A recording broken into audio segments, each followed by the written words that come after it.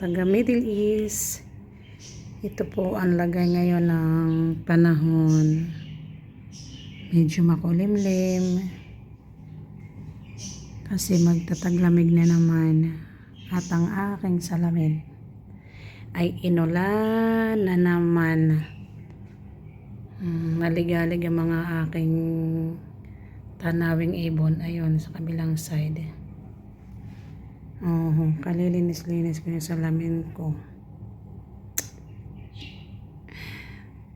Salbahe talaga tong ulan na to.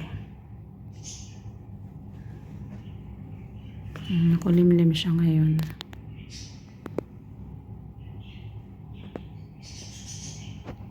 Morning na taglamig na naman.